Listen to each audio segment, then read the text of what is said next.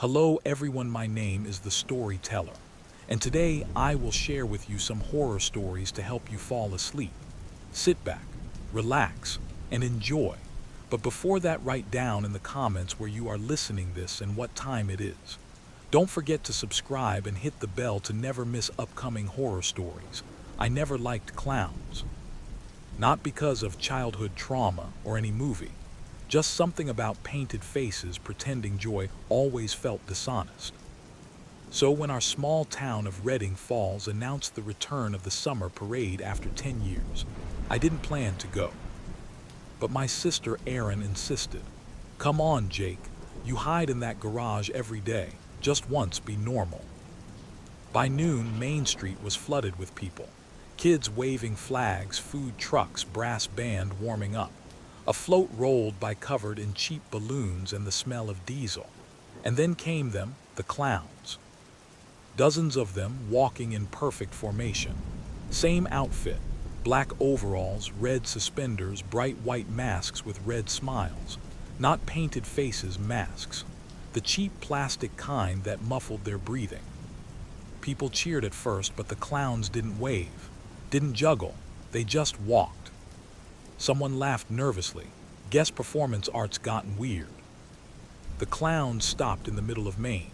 The music faltered, and in the silence, one of them reached into a duffel bag and pulled out something long and black. It wasn't a prop. The sound that followed, sharp cracks, screams, chaos, felt unreal. Balloons popped as people dropped. I grabbed Erin's arm and pulled her behind a parked truck as the parade turned into a massacre. Minutes later, the sound died. Not because it was over, because everyone left alive was hiding. Smoke rose from overturned carts. I could still hear faint footsteps, not running, packing. Erin whispered, "We have to move." I peeked out. At least 6 clowns were still there, calmly checking the bodies. They weren't panicking or shouting commands, just working, like a cleanup crew. We crawled through a side alley. A police siren wailed in the distance, then cut off abruptly. At the end of the alley, an old delivery van sat idling. The driver's door hung open. Inside, a radio crackled. Unit 4 report, and then static.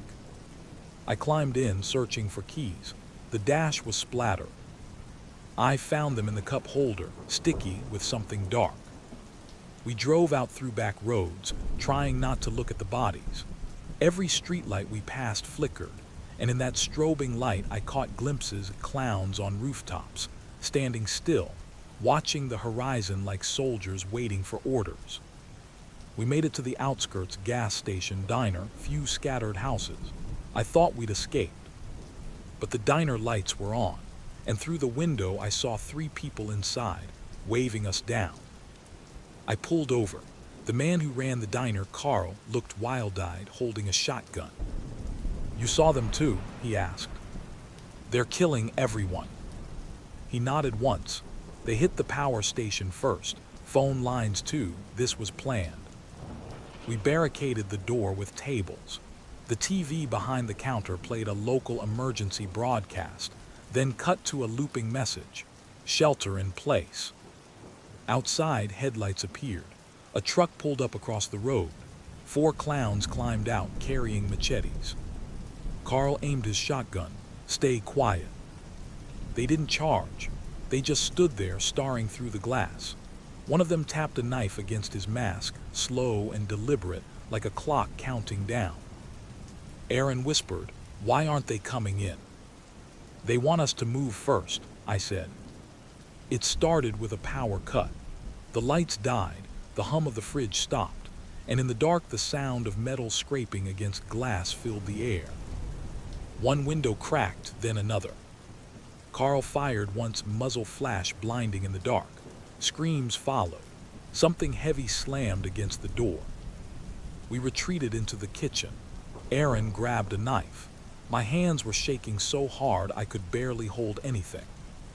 Through the serving hatch I saw movement, the faint glow of headlights flashing across white masks. They came through the back, quiet, efficient. Carl didn't even get to shout before one grabbed him from behind. His shotgun clattered. A flash of red sprayed the wall. I dragged Aaron through the freezer and out the loading door into the rain. We ran until the diner was a fatting orange behind us. Smoke, then nothing. We found shelter in a small maintenance building by the radio tower outside town. My phone was useless, no service. Aaron found a crank radio in a cabinet. After static, a voice came through, trembling but clear. If you're hearing this, stay away from populated areas. They're using the roads to trap survivors. They're organized, not random psychos. This is coordinated. The message cut off mid-sentence. Aaron stared at me. What do we do now? Get out of Redding Falls, I said, tonight. But when I opened the door, something glinted in the distance, a long row of reflective paint under the moonlight. Dozens of white vans, identical, parked along the road leading out of town, and around them silhouettes, still silent, waiting. They surrounded the entire perimeter. Redding Falls wasn't a town anymore. It was a stage, and the show had just started. The night swallowed the town. Redding Falls used to hum, streetlights, trucks, dogs barking. Now it was just the soft hiss of rain and the pulse in my ears. From the radio tower's window, I watched the white vans idle far down the highway. They weren't moving, just sitting there, headlights off.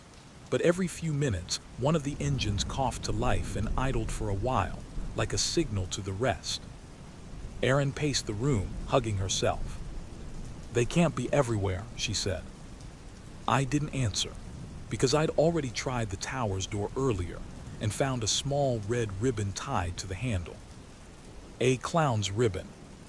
They'd been here, maybe still were. We found a landline radio in the corner of the maintenance shack. I tried every channel until something faint came through. Repeat, do not use main roads. Group moving south through Clearbrook. Then static. Clearbrook's 15 miles, I said. If someone's broadcasting, maybe they've got help. We packed what we could, flashlight, bottled water, a half-dead phone for light. I kept the radio on as we moved, the voice cutting in and out with the wind. They're trained, masks for identification. One leader called the ringmaster. That name stuck in my head like a splinter. Aaron whispered, "You think this is military?" I shook my head. No uniform, no insignia, this is something else. Behind us, faint music drifted through the trees, an accordion tune, slow and broken. We killed the flashlight and froze. No one should have had music in this blackout. We reached the old iron bridge that crossed the river out of town. Fog clung low, turning every shadow into a shape. Halfway across, Aaron stopped. Do you hear that? A rhythmic thumping beneath the bridge, like someone knocking on metal from underneath.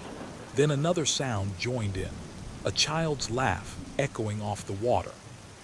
We ran. On the other side, a roadblock waited, truck sideways, tires punctured, and the faint scent of gas. The words "town closed 4 REPAIRS" sprayed across a sign. I almost laughed from the absurdity. Repairs. As we circled through the trees, I noticed something carved into one of the trunks. A crude face with a smile, red paint smeared around it. Below, a phrase burned into the bark. The show must go on. We found shelter at dawn, a decaying farmhouse miles from the highway. The windows were boarded, but someone had lived here recently. There were cans stacked neatly on the table, blankets, even a generator that still worked. For the first time, we felt a flicker of hope. While Aaron slept, I explored the basement. Old tools, boxes, dust, and one strange thing, a corkboard filled with newspaper clippings. Clown masked robbery in Texas. Circus barn arson in Kansas. Unsolved abductions linked to carnival crew.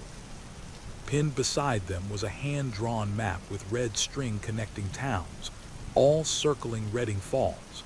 Someone had been tracking this for years. A sound creaked upstairs. Aaron called my name, too quiet, too careful. When I reached the top, I saw the back door wide open and muddy prints on the floor. Big boots. Then from outside, a voice calm, almost cheerful. Ladies and gentlemen, the curtain rises soon. We hid in the barn until nightfall, watching from the cracks between planks. The clowns didn't search the property, they just parked 2 vans by the road, set up a floodlight and stood there, waiting again, always waiting. The radio hissed in my pocket. I turned the dial until the voice returned. Anyone still in Redding Falls, the broadcast tower is safe. Repeat, broadcast tower secure.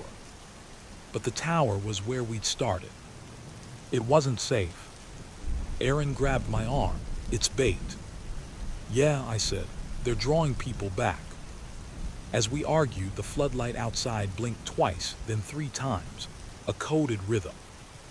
And from the dark fields around the barn, shapes began to move, dozens of figures stepping into the beam, masks catching the light, faces tilting upward toward us. Not rushing, not yelling, just standing there, heads twitching in unison, like performers waiting for their cue. And then over the radio, a smooth male voice, calm, polite, almost kind, whispered. Act 2. We didn't sleep. The light from the flood lamps bled through every crack in the barn, turning the air pale and grainy. The clowns outside didn't move, they just stood there, still as mannequins, the red of their masks faintly gleaming under the mist. Hours passed, the hum of the generator faded, and the silence felt like pressure against my ears. Aaron sat against the wall, knife clutched tight. They're not leaving, are they? No. At one point, I thought I saw one of them tilt his head, as if listening to something none of us could hear. Then, all at once, every single one turned toward the forest line and began walking, perfectly synchronized. They didn't run or chase, they just left. We waited another hour before daring to move. I climbed into the loft to check the road, empty. No vans, no lights, just fog rolling over the field. For a moment, I let myself believe it might actually be over. Then Aaron whispered, Jake, come down here. I turned. On the barn wall, drawn in something dark and tacky, were 2 words written large and dripping. Curtain call. By sunrise, we reached the highway. Cars littered the road like fallen dominoes, doors open, engines dead. Some still had headlights on, faintly glowing in the mist. We walked between them, listening. The quiet wasn't peaceful, it was heavy. Every so often, I saw shapes far ahead that looked like people, but they never moved when I called out. They were dummies, store mannequins, posed along the road with clown masks tied to their heads. We passed at least 20 of them before Aaron said, why would they waste time doing this? To keep people off the road, I said, to make us afraid to move. It's working. Then out of nowhere, the radio in my jacket crackled. Survivors, if you hear this, reach the quarry north of town. Safe zone confirmed. Repeat, the quarry. Aaron's eyes lit up. That's close, we can make it. But as I turned the dial, a second voice interrupted the broadcast. A man, soft-spoken, almost amused. Oh, you're doing so well, Jake. My blood ran cold. The signal died instantly. We followed the map north, sticking to tree lines. The fog thickened, swallowing everything more than 20 feet away. After 2 hours, we found a house, isolated, 2 stories, the kind of place hunters used for the season. Curtains drawn, chimney cold. I crept inside first. The air smelled of dust and something metallic. There was food in the pantry, clothes on the rack, but it felt wrong. Too tidy, like a stage set. Aaron went upstairs to find a bathroom. I checked the living room and froze. On the coffee table lay a dozen photos, all printed on glossy paper. Each one showed different streets of Redding Falls, taken from rooftops, drone angles, surveillance. And in the center of the stack, a photo of us. Me and Aaron, taken from outside the diner on the first night. I heard the floor creak upstairs. Aaron. No answer, Then another creak, closer, heavier. I turned toward the staircase just as a light flickered on upstairs. And then from the top of the steps, a figure appeared, not Aaron. It was one of them, mask gleaming in the half-light, holding something that caught the glow like a mirror. I ran. We didn't stop until the house was a blur behind us. The forest thickened, the air growing colder as the ground sloped downward. Eventually, we found it, the quarry. Massive, silent, flooded with dark water that reflected the faint light of the moon. And there were people. Dozens of them, maybe more, gathered around makeshift fires. Survivors, some crying, some silent, all haunted. A man in a torn security jacket approached us. "You made it," he said. "We thought everyone in town was gone." He introduced himself as Miles, part of a security detail that had been guarding the broadcast station before it fell. He told us they'd taken refuge here after realizing the clowns controlled every exit. "Their leader," Miles said, "calls himself the Ringmaster. He doesn't talk much, just gives signals. They're not random killers, this is rehearsed." "What do you mean, rehearsed?" Aaron asked. He pointed toward the cliffside. There, painted in white letters high on the rock wall, were words visible even in the dark. ACT-3. That night nobody slept. The air at the quarry was electric, like a storm building underground. People whispered rumors. Some said the clowns were former circus workers, others swore they were mercenaries. No one knew. Around 3 a.m., we heard engines again, low, steady, approaching from every side. Miles ran to the ridge with binoculars. They found us. Floodlights cut through the mist, forming beams that converged on the quarry floor. Dozens of vans perfectly aligned. And then, from one at the front, a voice echoed through a loudspeaker. "Ladies and gentlemen," it said, calm, measured, rehearsed. "We thank you for attending the show, but every performance must end." People screamed. Some ran for the water, others froze. I pulled Aaron behind a loader and whispered, "We have to go through the drainage tunnels. The old mine shaft connects to the woods." She nodded, but as we moved, the voice returned, quieter, more personal now. "Jake, we've been waiting for you." Every floodlight turned in our direction. And through the blinding white glare, I saw him, a tall man in a long red coat, mask unlike the others. No smile this time, just blank, white, perfect silence. The Ringmaster. The old mine shaft entrance was hidden under a thick layer of ivy, the kind that could easily hide years of neglect. Aaron hesitated. "Are you sure this is safe?" I didn't answer. I didn't have time. From the quarry ridge, the floodlights were sweeping across the water like searching eyes. The Ringmaster's voice lingered in my head. "We've been waiting for you." The air inside the tunnel smelled damp and metallic, and the wooden beams creaked as if protesting our weight. Our footsteps echoed endlessly, each sound amplified by the narrow walls. I tried to focus on the plan. Keep moving, find the old ventilation shafts marked on the map, reach the woods and disappear. Erin clutched my arm, her breathing shallow but steady. From deeper in the shaft came faint scratching sounds, irregular at first, then rhythmic. Not footsteps, not voices, something else. I froze. Erin whispered, "They're down here with us." I shook my head. "No, not yet, stay calm." We kept walking. Every turn of the tunnel felt like a trap. The darkness pressed in, heavy, almost physical, as if the walls themselves were aware we were intruders. The tunnels branched in confusing patterns, some leading to dead ends filled with rubble. Each choice we made felt wrong, like the shaft itself wanted to disorient us. I thought I heard laughter once, just a quick staccato giggle echoing far down a side passage. Erin's hand tightened on mine. At one junction, we came across markings on the walls.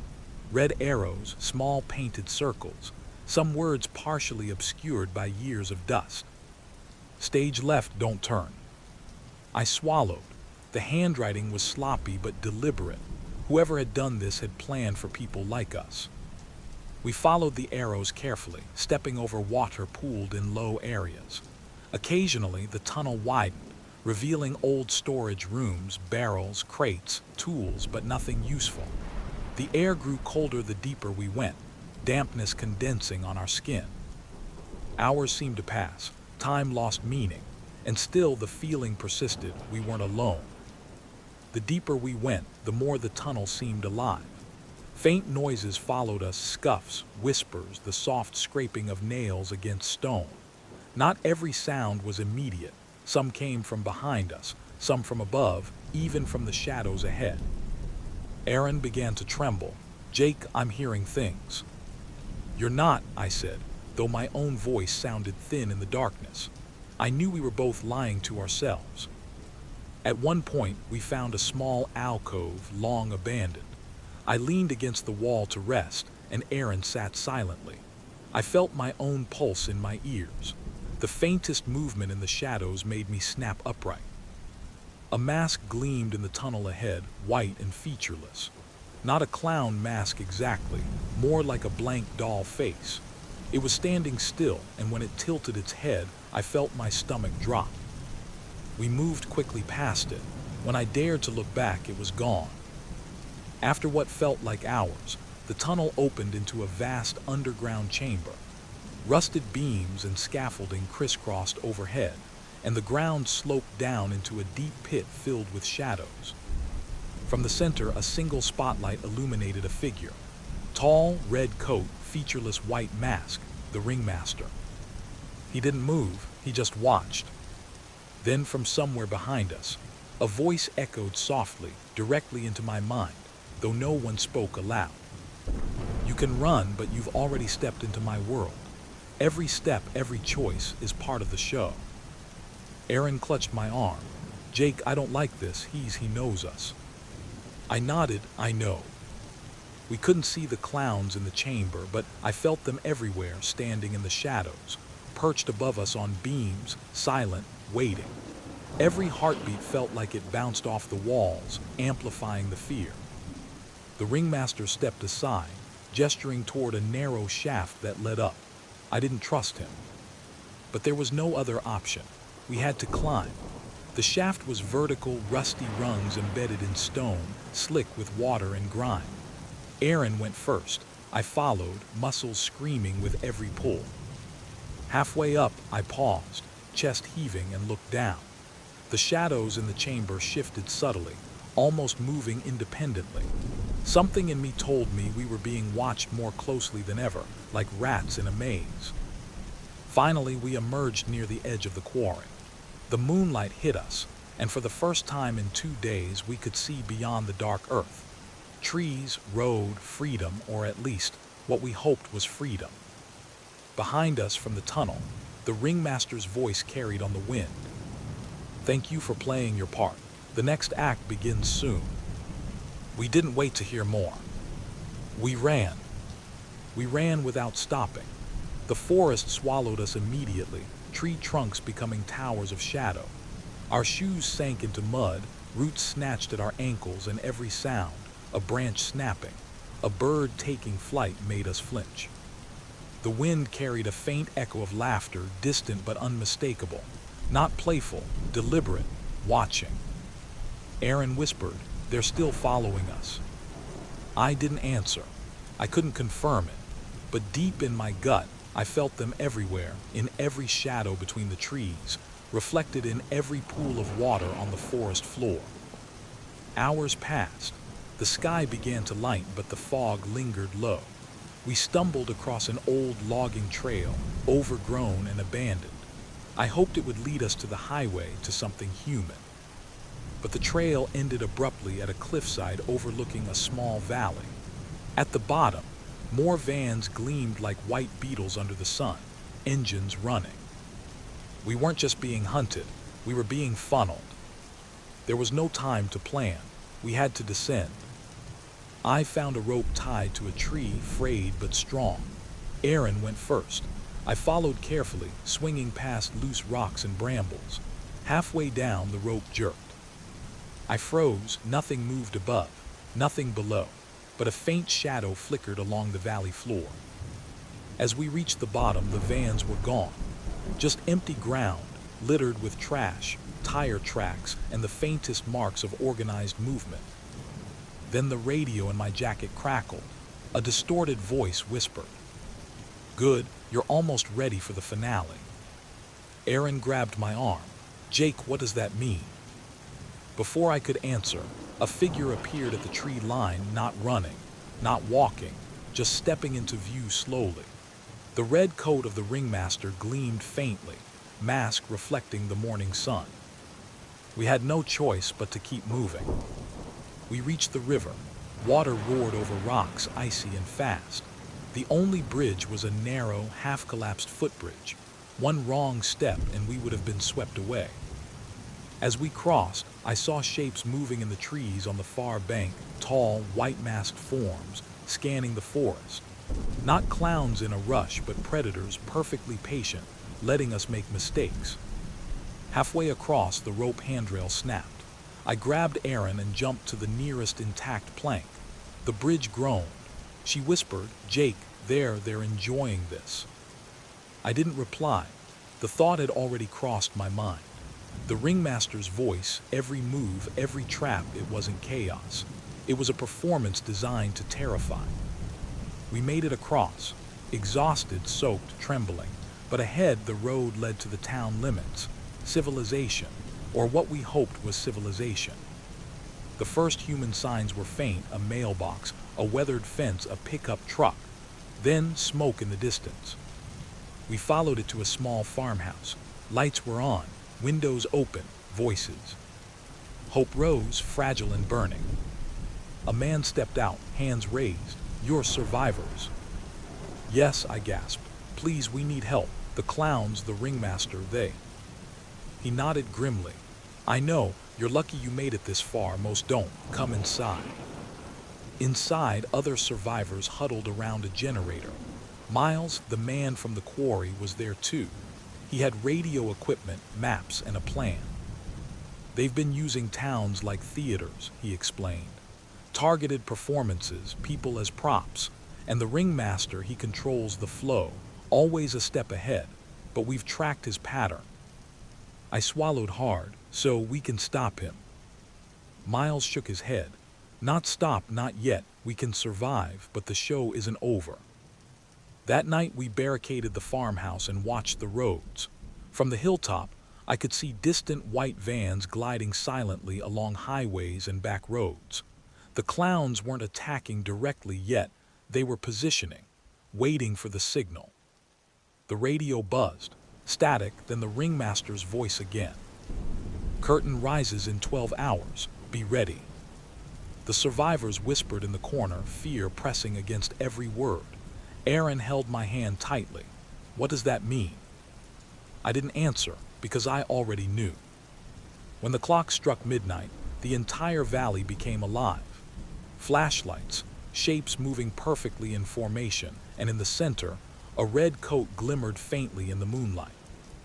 The finale wasn't coming. It was already here.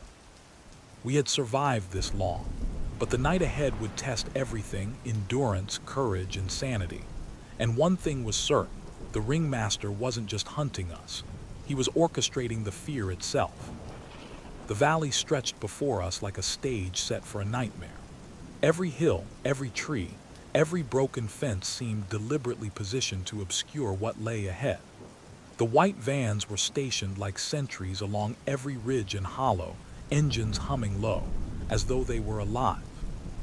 Aaron clung to me as we moved through tall grass, crouching behind every shadow, listening for any sound that might betray the clowns' positions.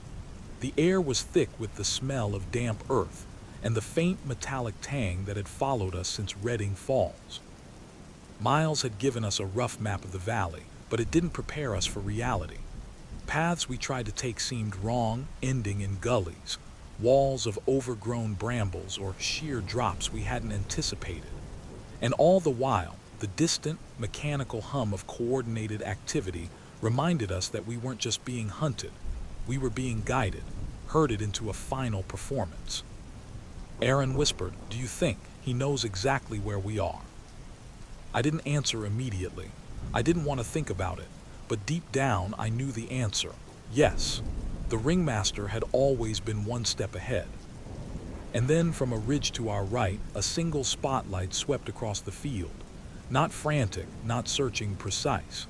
It caught the edge of our hiding place for a fleeting moment. My heart stopped. We pressed on, moving toward a small creek Miles had indicated on the map.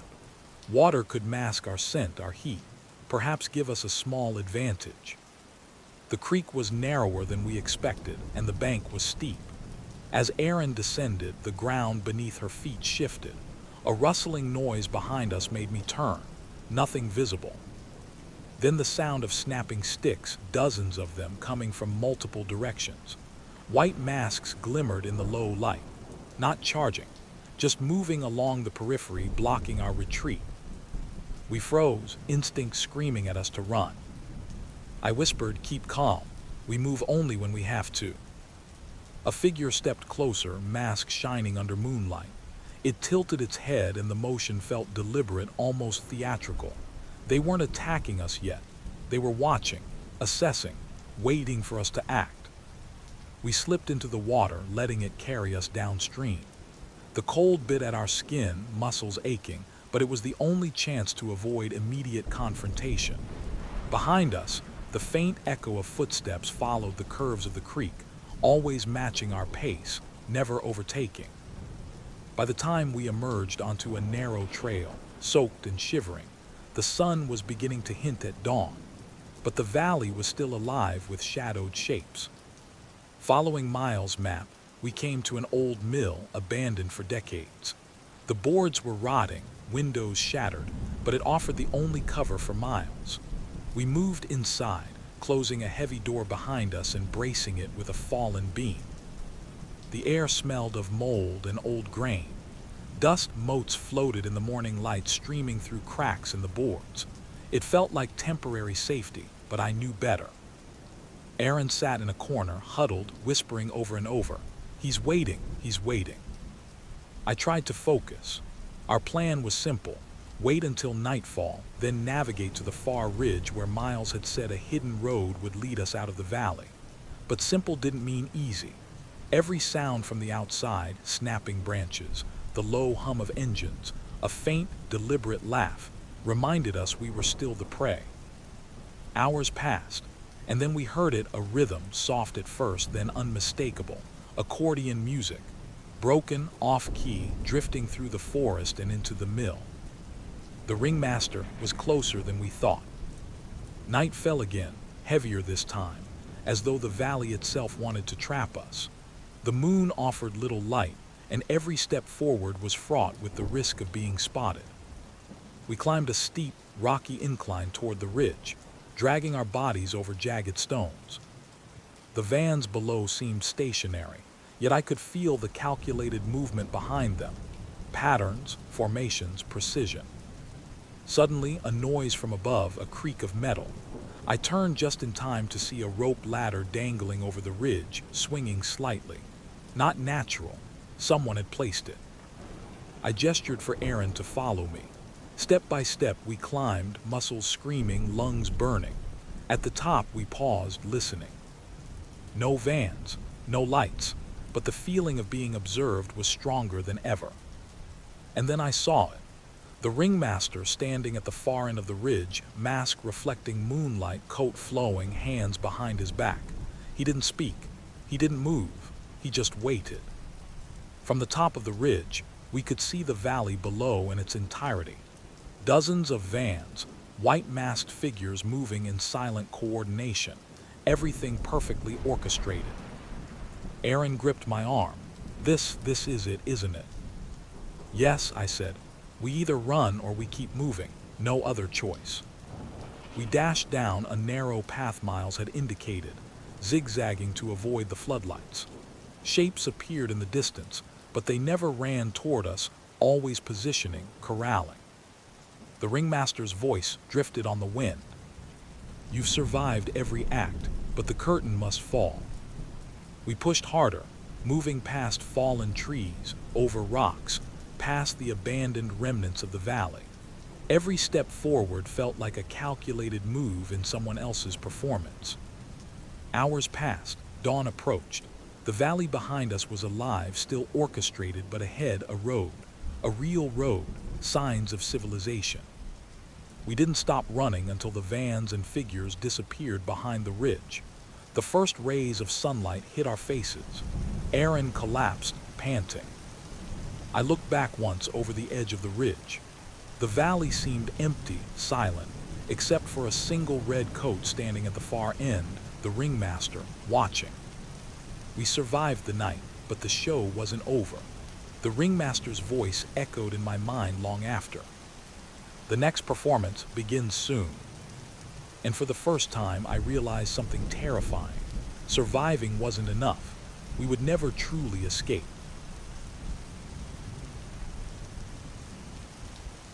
The hallway smelled metallic, faint but unmistakable.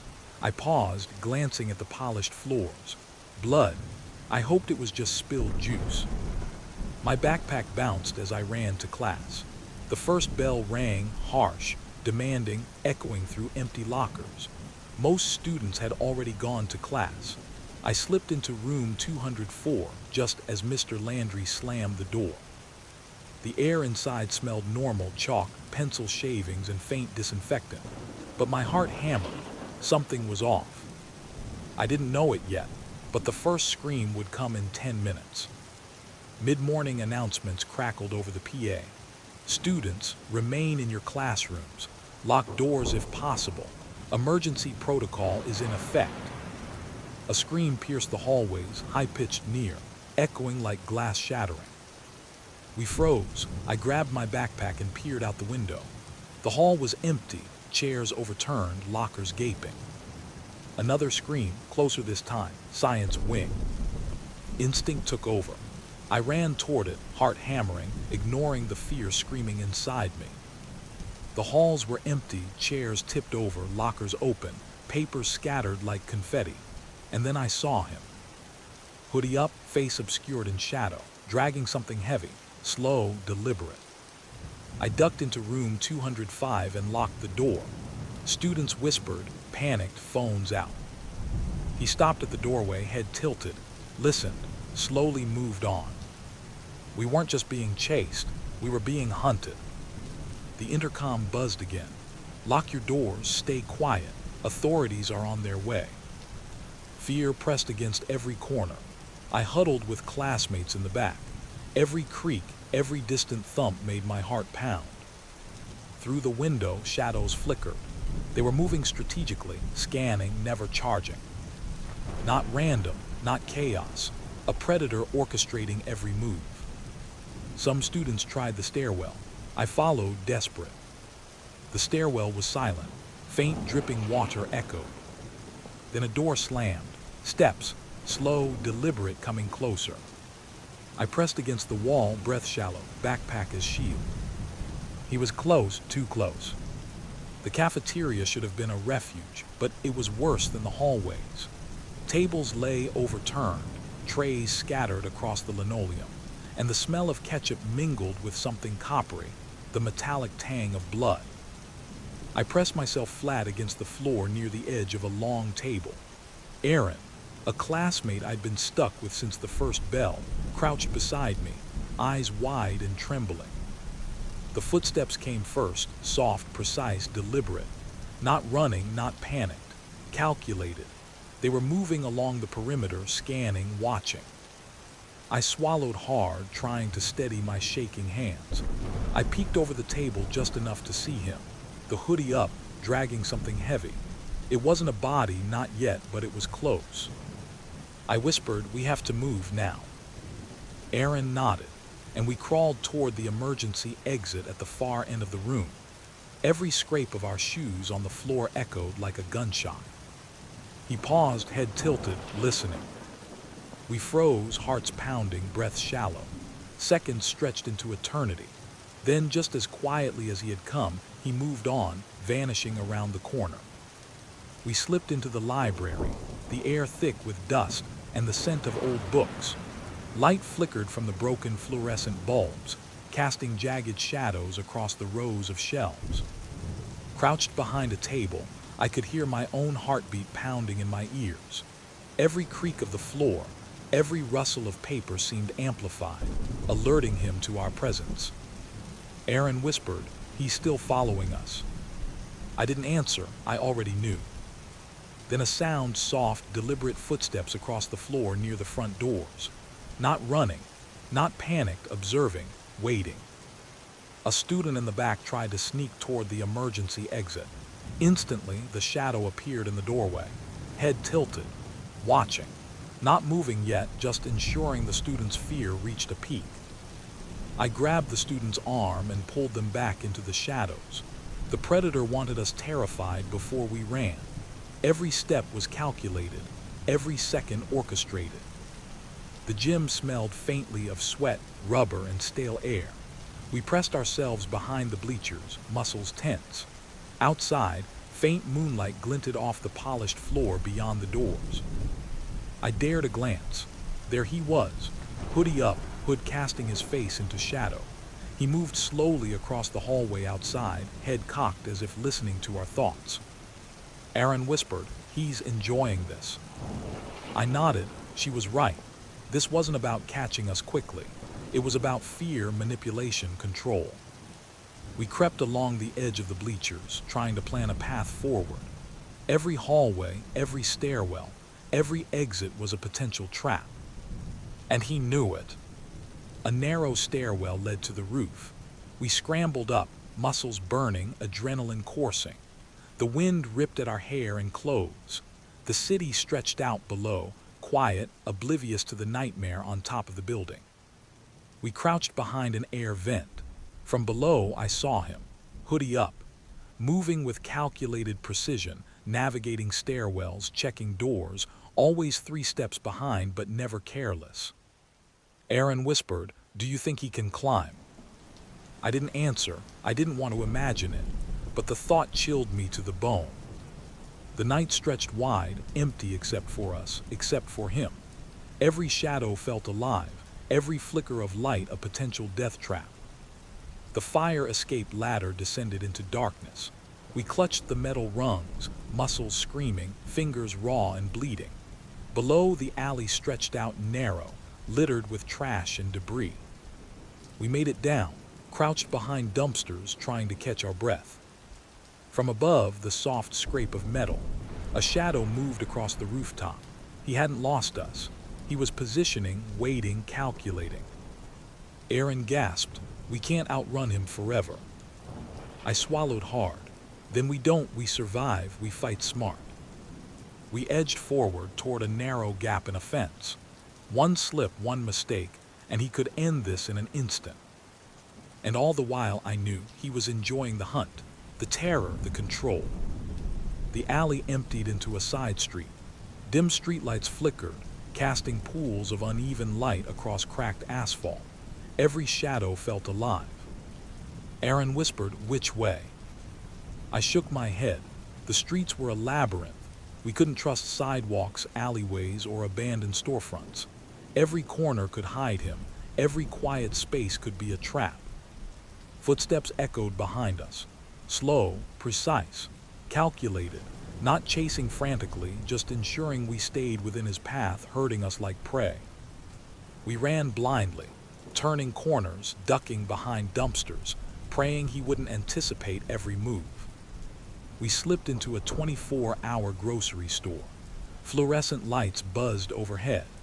Empty aisles offered temporary cover, but every creak of a shelf, every faint scrape of a cart could give us away. I pressed myself against a display of canned goods. Aaron crouched beside me, trembling. Then we heard it, footsteps outside the entrance. Slow, deliberate. He wasn't running, he was calculating. He paused, tilted his head, listening, every second stretched, every heartbeat thundering. Finally, he moved on, for now. But we both knew it was a game to him, a psychological torment, drawing fear from every nerve. The subway entrance was quiet, nearly abandoned at this hour. Dim emergency lights barely illuminated the tracks. We moved carefully along the platform, shoes barely making a sound on the concrete. The echo of distant water drips amplified every movement. At the far end of the platform, a shadow shifted, hoodie up, hands in pockets, head tilted, watching. Not running, not panicked, observing, calculating. I pressed Aaron behind a pillar. My own breath sounded deafening in my ears. The predator wasn't chasing. He was orchestrating, making us fear every step before it even happened. The subway led to service tunnels, damp and smelling of rust and mildew. Water dripped from pipes, echoing like distant gunshots. Footsteps followed us, soft, precise, deliberate. He was tracking us, always one step behind but never careless. We ducked into a storage room filled with abandoned equipment. Crates, old carts, broken benches provided cover. He paused at the entrance, head cocked, listening, waiting, then moved on, calculated, patient, obsessive. Aaron whispered, "He's toying with us." I nodded silently. No doubt, every escape we had made so far was anticipated. Every move was a part of his design. We found a stairwell to the rooftops. Every step up felt like climbing toward some final confrontation. The wind tore at our hair and clothes as we emerged onto the roof. The city stretched below, oblivious to the hunt unfolding above. Behind us, a shadow mirrored our movements. Every leap across gaps, every careful step matched instinctively. Aaron gasped, "How is he keeping up?" I didn't answer. There was no explanation, only the horrifying certainty that this predator was faster, smarter, and more patient than us. Every shadow could conceal him. Every faint sound could betray our position. Survival depended on using the environment, our instincts, and sheer luck. The city rooftop stretched before us, a jagged maze of rusted vents, broken skylights, and precarious ledges. We had no choice but to leap, scramble, and cling to edges as the wind whipped around us. Behind us, his shadow followed with terrifying precision.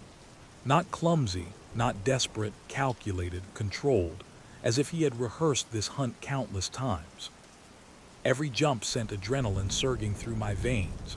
One slip, one misstep, and the concrete below would claim us. Aaron gasped with every leap. "He's still behind us." I nodded, grim. He wasn't chasing blindly. He was maneuvering, predicting, orchestrating. The rooftops themselves had become his hunting ground. We dropped down into a decrepit factory district. Rusted machinery, shattered windows, and broken pallets provided fleeting cover. The air smelled of oil, mildew, and decay. We crept along alleyways, hearts hammering, muscles trembling. Every shadow seemed alive. Every distant sound, a rat dripping water, a distant train, set our nerves on edge. Then I saw him. The hoodie, the methodical stride, the way he paused at the corner, listening, calculating. Not chasing recklessly, not panicked, just ensuring we didn't escape. I realized he didn't need to catch us quickly. He needed to control us, orchestrate fear, and prolong the hunt. A fire escape led down to the street below. The metal ladder shook under our weight, rust flacking under our fingers. At the bottom, the alley stretched narrow, littered with trash and debris. Behind us, faint footsteps echoed, precise, deliberate, like a metronome keeping time with our fear. We scrambled toward a small gap in a chain-link fence. Cuts on our arms and legs, blood mixing with dirt, didn't slow us. And still I could feel him, watching, waiting, calculating his next move. We stumbled into a small park. Rusted swings creaked in the wind. A broken slide reflected the faint glow of distant streetlights. We crouched behind a jungle gym, breathing shallow. Then we saw him moving between shadows at the park's edge.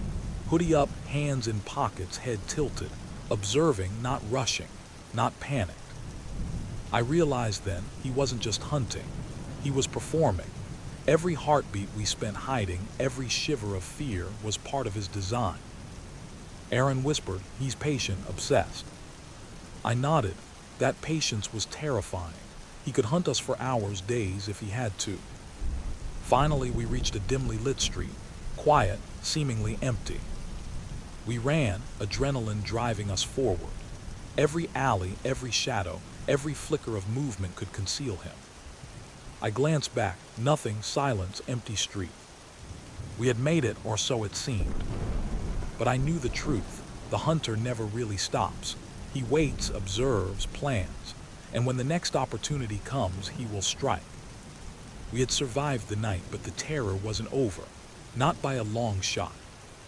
We didn't stop running until we found an abandoned apartment building several blocks away.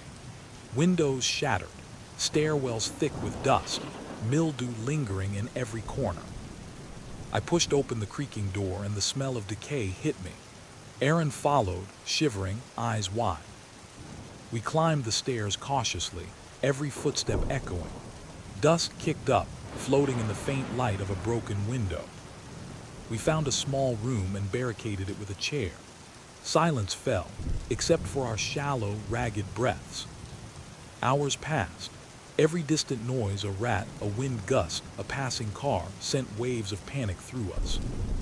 Aaron whispered, "Do you think he's still following?" I didn't answer. I didn't need to. We both knew he was patient enough to wait, always wait. At dawn, I explored the apartment. A dusty notebook lay on a windowsill. Pages filled with meticulous sketches, the school, stairwells, hallways, exits.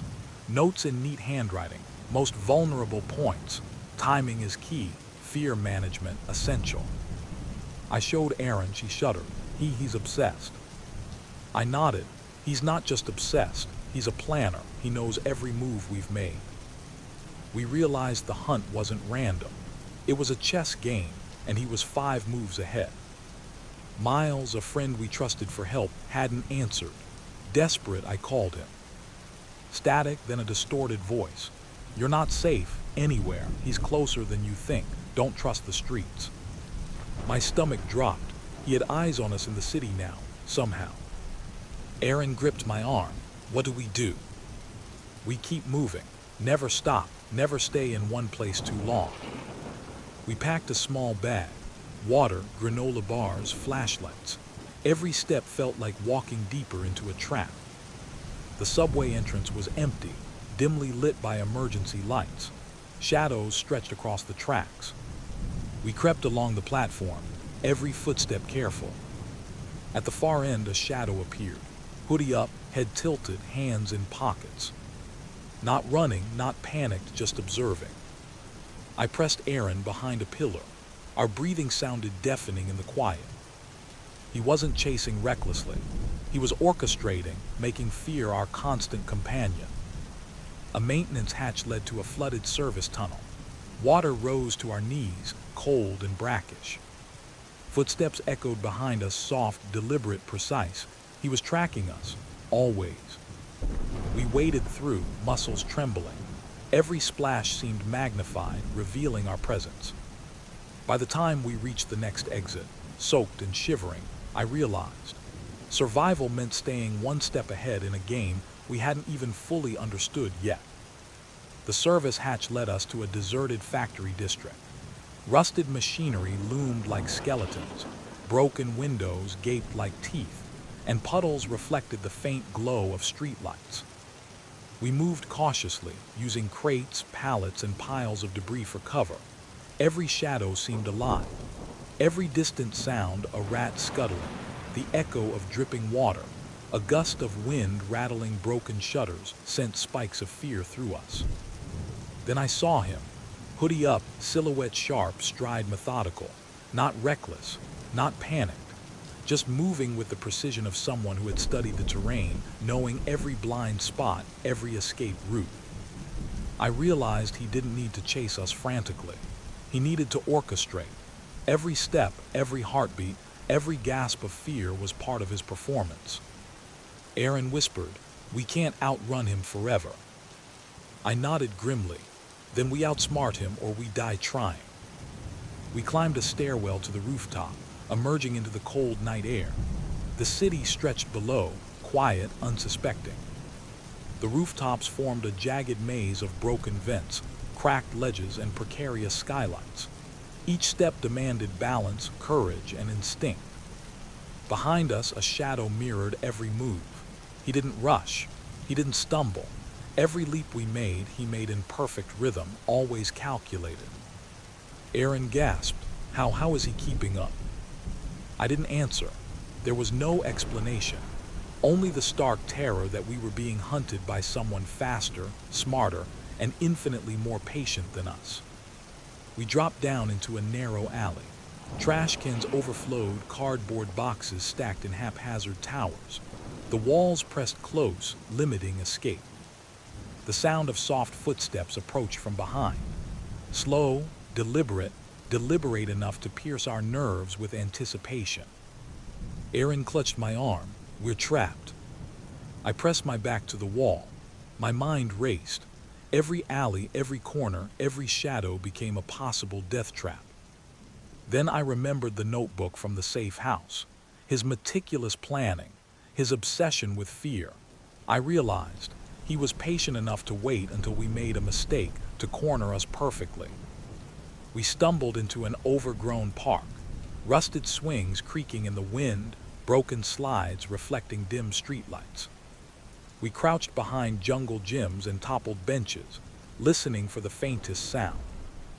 At the edge of the park he appeared, hoodie up, hands in pockets, head tilted, observing, patient, calculated. I realized he wasn't just hunting us. He was performing. Every heartbeat, every shiver, every panicked glance we gave him fed the terror he orchestrated. Aaron whispered, trembling, "He's obsessed. We're part of his game." I nodded. The realization burned. He could prolong this hunt indefinitely. He thrived on fear, not just killing. We reached a dimly lit street. A few blocks stretched before us, quiet, empty. We ran, muscles screaming, lungs burning, hearts hammering. Every shadow could conceal him. Every faint movement could be the end. I glanced back, nothing, silence. The street seemed safe for a moment. But instinct screamed that it was. From the shadows he emerged.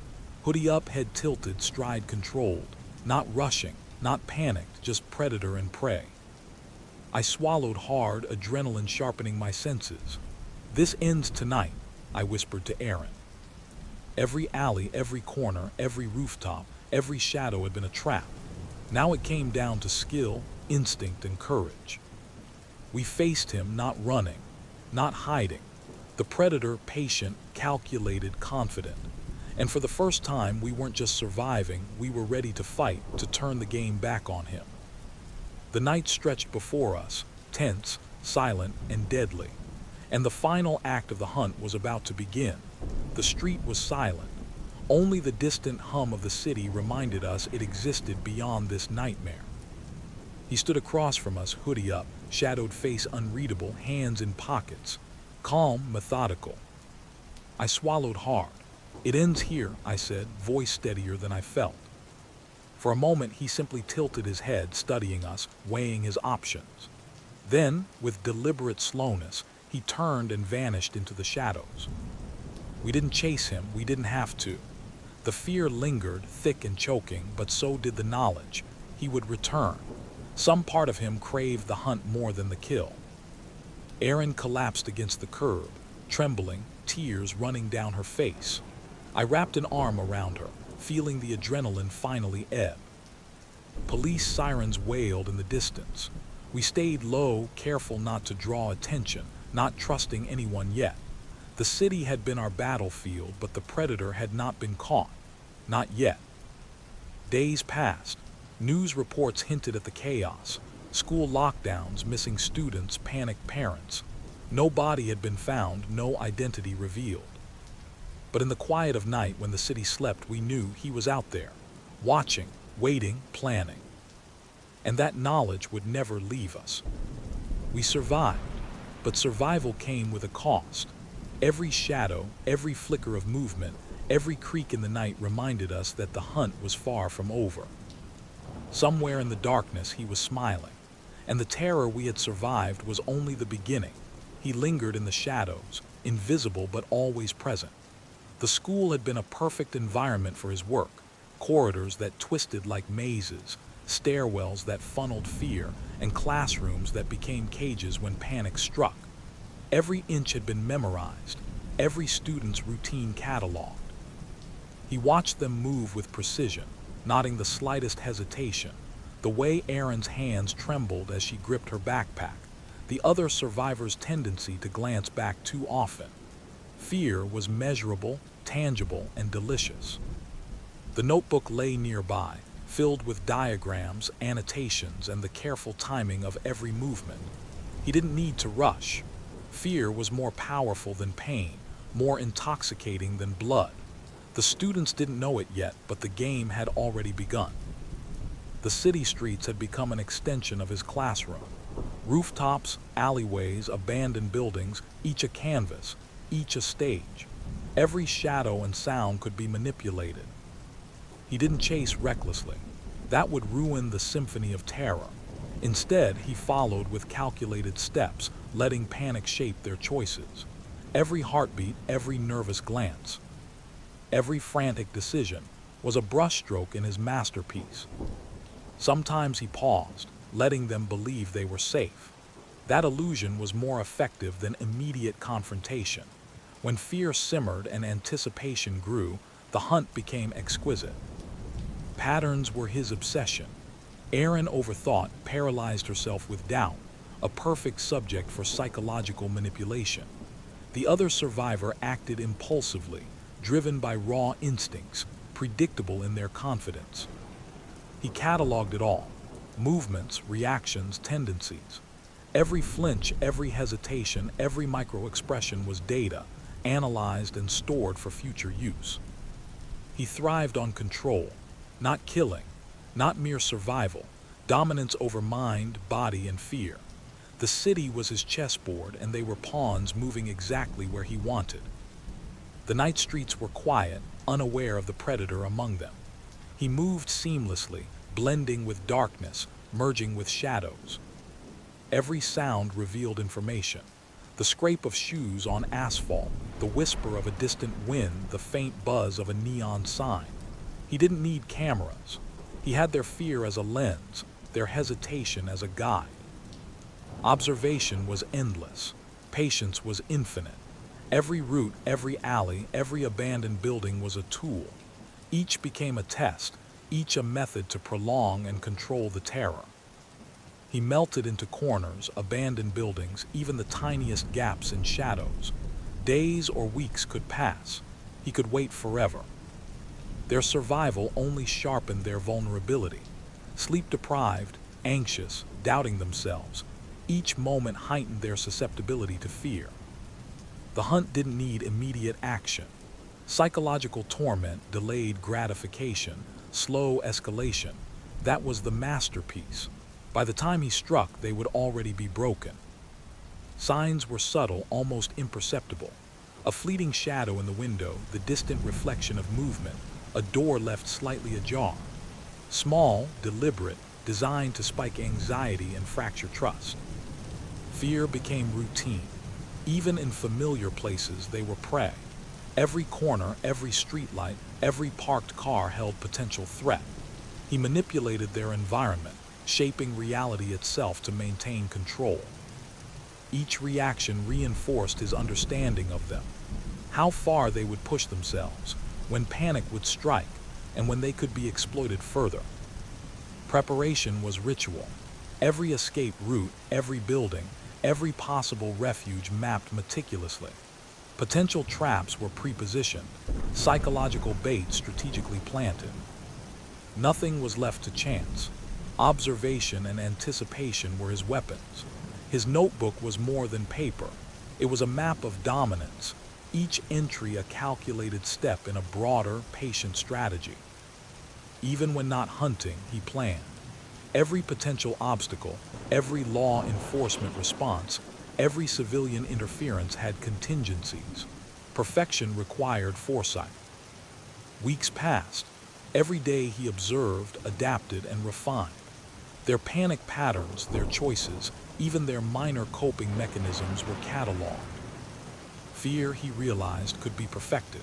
It could be layered, delayed, and prolonged. He studied it like an art form, subtle, gradual, inevitable. By the time he struck again, he would know precisely when they were vulnerable. Every step they took would feed into the design he had spent weeks constructing. Plans were ready. The next hunt was a tapestry: calculated timing, location selection, trap placement, and psychological manipulation all woven together. The survivors didn't realize it yet, but the game had resumed in their absence. Every move, every breath, every step had been predicted, and each deviation from expected behavior was a new variable he controlled. The city was his stage, and the survivors were performers, dancing to the rhythm he set. He smiled in the darkness. The city slept, oblivious, but he was everywhere: rooftops, alleyways, abandoned buildings, the periphery of their vision. The hunt was infinite, the fear eternal. Survivors might temporarily escape, but the predator would always observe, always wait, always plan. Every night, every shadow, every step carried his presence. The terror never ended, and neither would he. The game had no conclusion, only anticipation, manipulation, and the patient orchestration of fear.